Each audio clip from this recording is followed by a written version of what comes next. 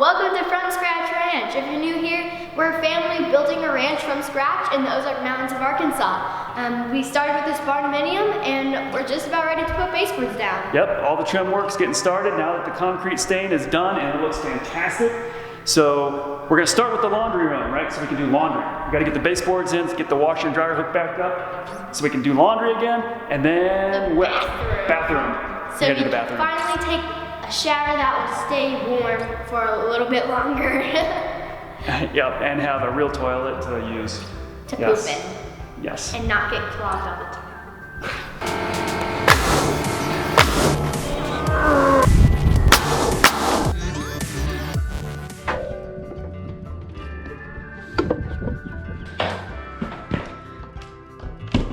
Power. Yes. Wait a second. I forgot. I got power out here. I'm still getting used to the fact that I've got power.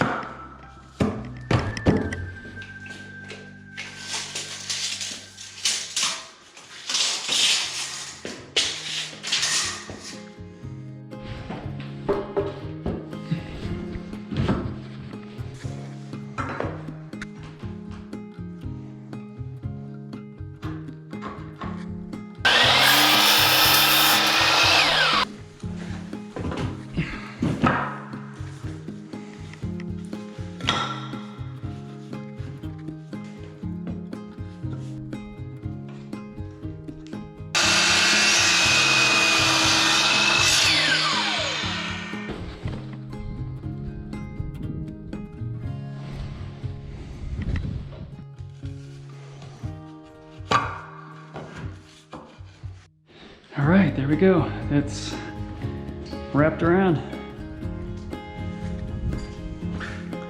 Yeah, that's gonna look good.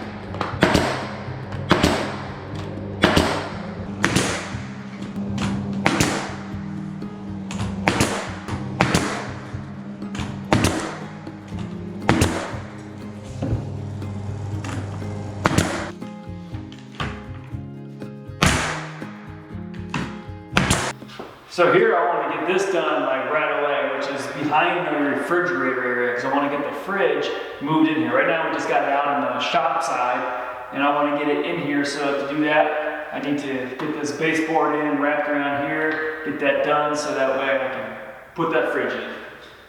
And connect it to my water line for my ice maker so we can have some good ice out here.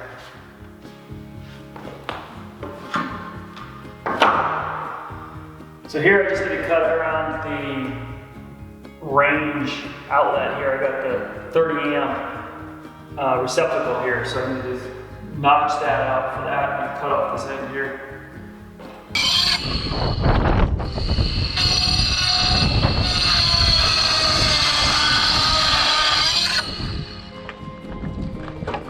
And then a plunge cut in the middle.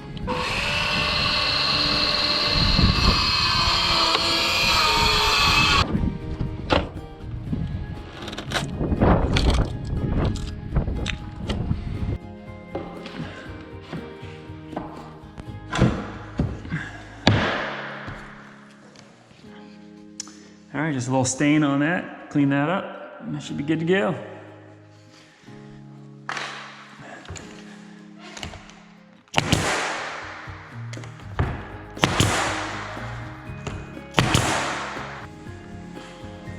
Nothing to it.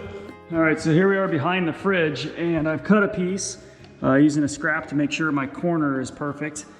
It's a little raised over here though, so you want to make sure that this is pretty level, because otherwise it'll start getting off in the corners when you turn the corner here, and you won't get lined up. It'll be kind of offset there.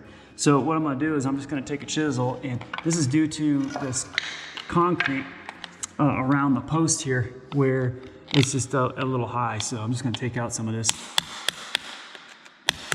just to kind of get it down.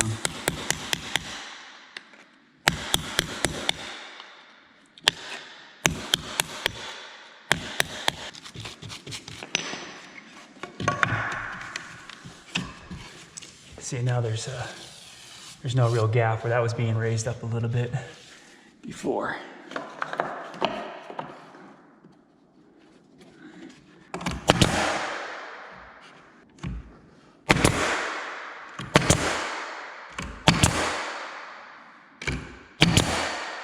Now that the floor is done, I've got the scaffolding back up so that way I could start trimming out the ceiling, the tin ceiling.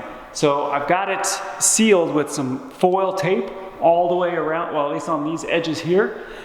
And what I'm going to do is trim it out with this 2x2.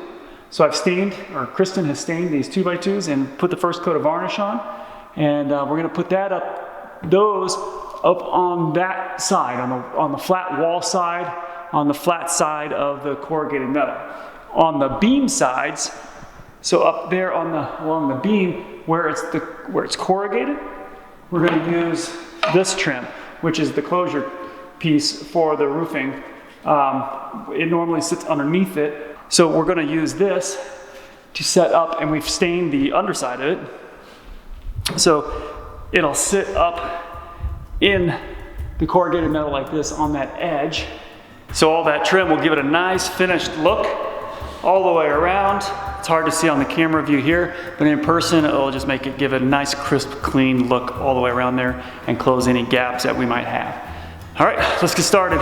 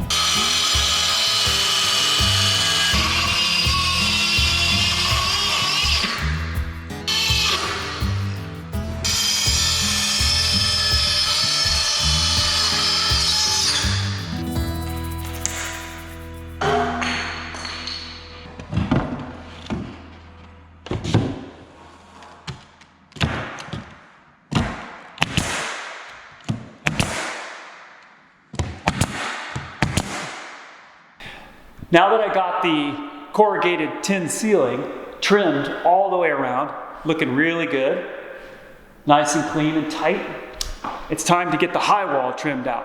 So what I'm going to do here is I've got these 1x6s that I'm going to wrap around the corners. So I've got a 12-footer here, and I'm going to add some height to it up there with a piece, and we're going to wrap it around with this 8-foot piece right here to make it look like a post. So that's going to be a major feature in our Barndominiun is this high wall.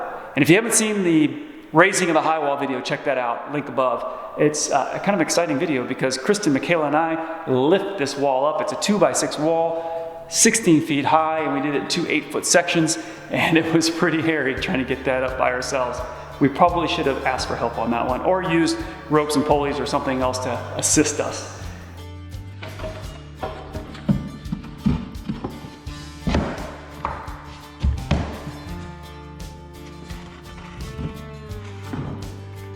Before I nail this in, what I'm going to do is I'm going to get this cut around the joist for the loft space. So that way it's going to overlap on top of this piece here. Because on this side of the room, I want it to not look like it has an edge.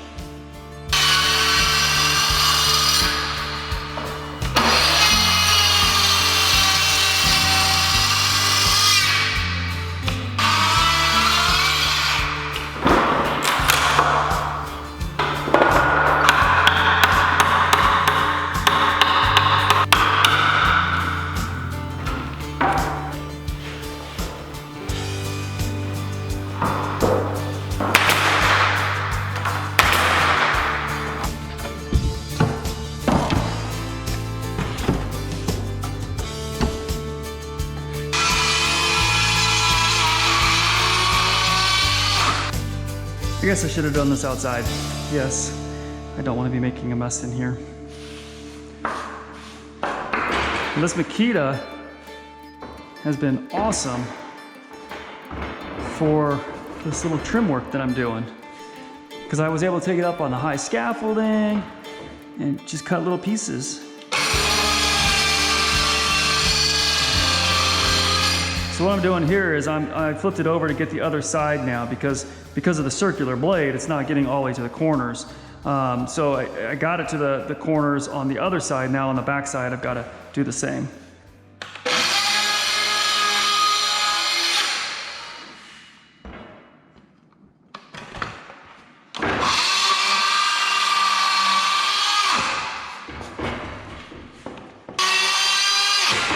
And it's still not going to be perfect, so I might have to use my chisel to get out the corners.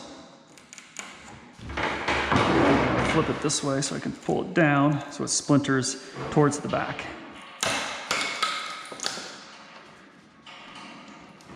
Yeah, see, I got a little bit there. I just need to get out with my chisel.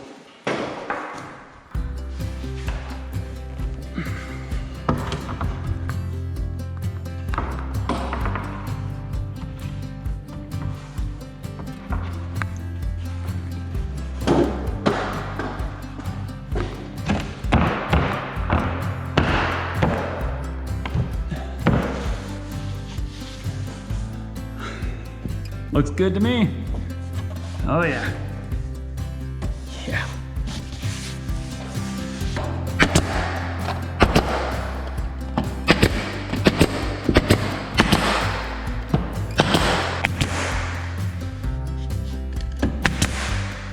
Okay, so this is a 40-inch board that I'm going to cut to 48 inches, and it's going to be the top section of that main post. The bottom section is 12 feet. This is another 4 feet for that total of 16. And what I'm going to do is cut this one at an angle also, so it splices in with that bottom one. So I've got to cut the opposite angle. That bottom one I cut at this angle, so the top one I need to cut at this angle so it slides in behind it and splices it together and makes that seam almost invisible.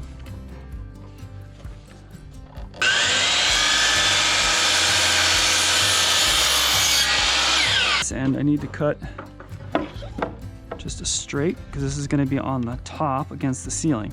Now this side, I'm going to have to notch out all of those fancy cuts to get it to fit in like a puzzle with the beam and the corrugated ceiling.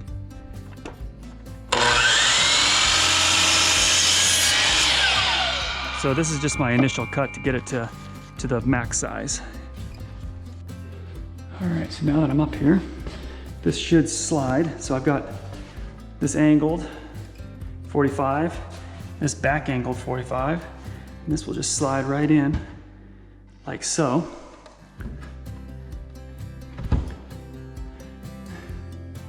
And now I just need to get all of this notched out correctly. So I need to make those measurements and cut that. 1.5 to the beam. 2.5 down.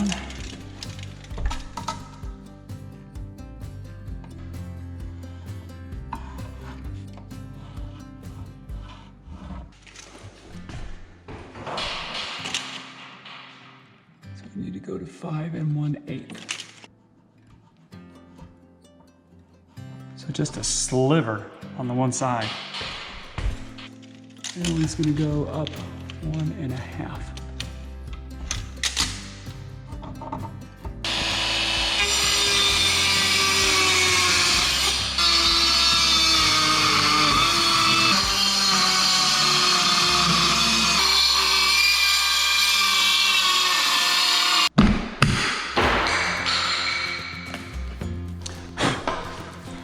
Okay, let's try that out.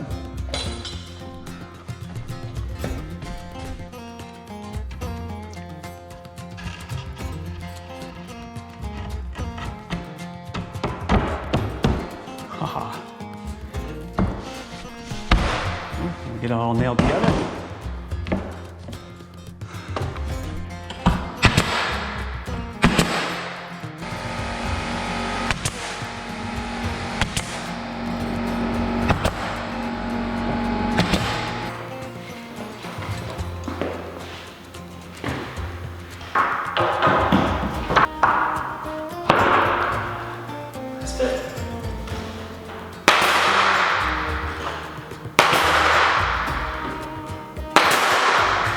There's the baseboard. Finishes off this high wall, really nice. Frames it in, perfect. Now, time to finish out the baseboards all the way around. And then what I'm gonna do in this corner over here is I'm gonna put in a 2x2 that we've stained and varnished, and I'm gonna put this right in the corner here, like so. And what that's going to do is give the appearance of a post in that corner and help finish framing up the room. So it kind of looked funny with nothing there, so that actually gives that dark line there to frame up the whole room nicely. And once we get the baseboards in, it'll look perfect.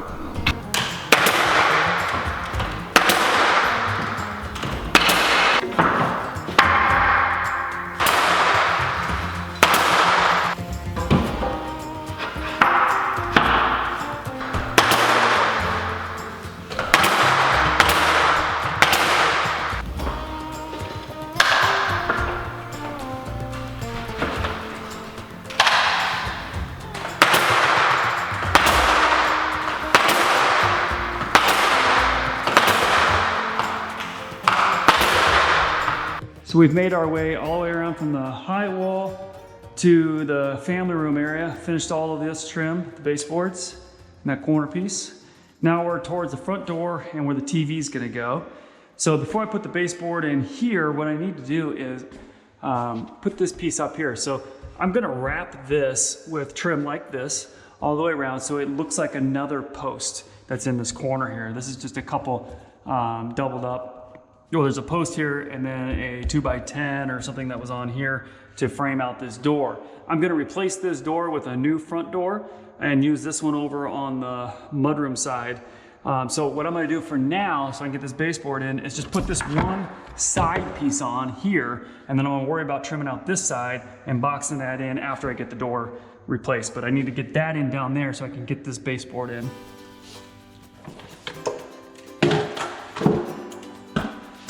And what I want to do is push this all the way up to the ceiling, as high as I can go.